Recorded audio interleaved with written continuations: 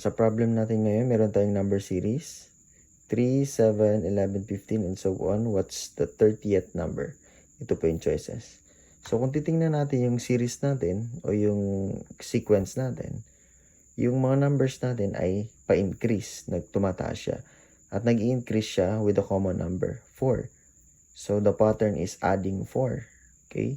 So, pwede tayong mag-plus 4 ng mag-plus 4 hanggang sa makuha natin yung pang 30 na number, 30th number, di ba? But, mas mabilis, hanapan natin siya ng rule. Ito, kumbaga, nag-a-add ka ng 4, so may kinalaman yung 4. So, kung sa una, 4 times what number? 4 times 1 is hindi naman saktong 4, pero minus 1, that's 3. Kung sa pangalawa, 4 times 2, 8, minus 1, that's 7. Pangatlo, itry natin ulit, 4 times 3, 12 minus 1, 11. Okay, that's the pattern. Okay? Ibig sabihin, yung magiging pattern ng sequence natin, 4 times yung n, yung kung pang ilan siya, tapos minus 1. Katulad nito, pang-apat.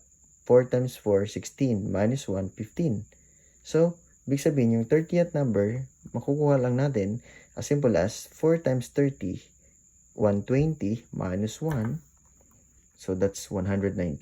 So, ito po yung ating sagot. So, makukuha mo rin yan kung ito ay i-extend mo, pero sobrang tagal nun. Kasi pang 30 na number. Okay, another way, ito yung approach natin pag nakalimutan yung formula, no? Ng arithmetic sequence. Another way, kung titingnan mo kung paano nag-i-increase yung mga number by 4, no? Plus 4, plus 4, plus 4. So, kung titingnan mo, kunwari, tumingin ka dito sa 15. Kung sa 15, pang-apat na siya. Pero, 3 beses ka palang nag-add ng 4.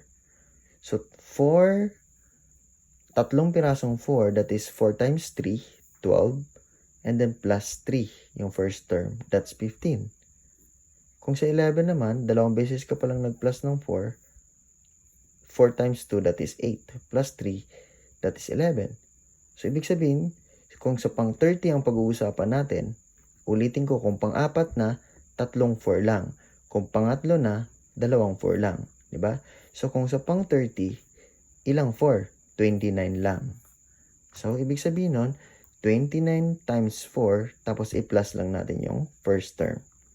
Ganun lang, no? So, 29 times 4, that is 116. Or yung technique, gawin mong 30. 30 times 4, 120. Bawasan mo lang ng isang 4, 116. So, 116 plus 3, that's 119. So, yun po ang ating sagot. So, I hope that helped. Thank you for watching and God bless for your civil service exam.